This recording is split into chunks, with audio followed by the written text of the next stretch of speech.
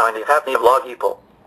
It's Thursday, and I'm having a little too much fun with the audio preview function on the YouTube comments. So you may be wondering why I'm coming to you lying on a couch and looking and sounding like I'm recovering from a cold. That's because I'm recovering from a cold. And when I say I'm recovering from a cold, what I mean, of course, is that I feel better today than I did yesterday, which is not to say that I'm going to continue feeling better tomorrow. So today, you get me on the couch.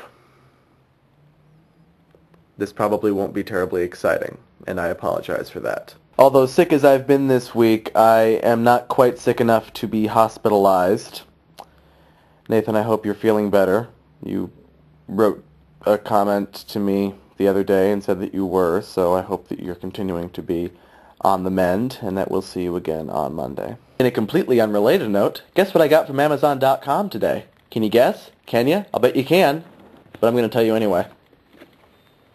I was kind of holding out for sad Margo, but I like happy Margo too. I like happy Margo a lot. I need to make the rest of this video quick so that I can go and maybe finish it. Okay, this is even freaking me out a little bit. So I'm glad that Christy expanded Sean's idea of Charity Week to the broader category of Philanthropy Week. Charity is, of course, included in philanthropy, but most of philanthropy kind of implies that you're doing something rather than giving something. And while giving to charity, of course, is usually a good thing, the fact of the matter is most of our YouTube audience is comprised of high school and college students, which loosely translated means people without a lot of money. So the first thing I'm going to tell you about today is going to help explain why you usually see me on Thursdays in the car driving. Because Thursday and Tuesday mornings are the days that I tutor a little fourth grader named Megan Parker. Megan has muscular dystrophy. She is wheelchair bound and she has a permanent trach to help with her breathing. She goes to an elementary school that was built sometime around the turn of the century, and all of the fourth grade classrooms are located on the top floor. This is just one of the many reasons why I am an advocate of more funding for education and not less. Some of the local pastors, my mother included, have gotten together and have arranged to build a house for the Parker family.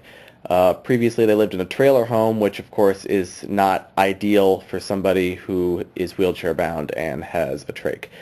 So they have spent the last couple of months gathering money, gathering workers, and most of the workers are volunteers who have certain expertise. Some are electricians, some are builders, some are, everything that a house would need. And they're going to spend the next few months building this house for the Parker family, and we're hoping to have it done by Christmas. And so I'm going to use this story to plug Habitat for Humanity, which you've probably heard of.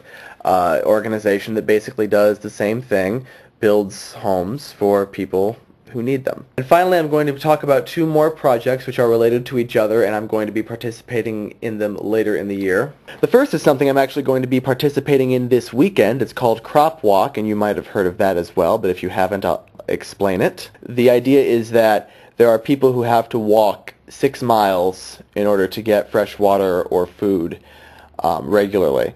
And so on one day, one afternoon, we all gather together and we go for a 6-mile walk, and people pledge money for us to do this. And then the other thing is going to be taking place probably around February or so, and you might have heard of this one as well. It's called the 30-Hour Famine. And it's also a World Hunger Organization where you gather and people pledge, but instead of walking 6 miles, you go 30 hours without food. Again, operating on the idea that there are people who have to go 30 hours or longer without anything to eat. On top of taking in money, we also take in non-perishable food items, and we send those away to countries that need it. And so if you have anything like that going on in your area, I would urge you to find a way that you can help out. And remember, there are lots of ways to help other people that don't involve giving money, that just involve giving your time. Any area is probably going to have people who are elderly or people who are disabled, people who can't do everyday things like go shopping for groceries. And so you could offer to do their shopping for them or do their yard work for them or anything that needs to be done around the house. And on top of doing those things, you could just spend some time with people who maybe don't get to see people as often as they would like. Sometimes all they want is a conversation. You don't necessarily have to think large scale. If enough people do those little deeds, then they really do start to add up. And that is all from me and Marky. I will see you tomorrow. Stay shiny and happy. Bye.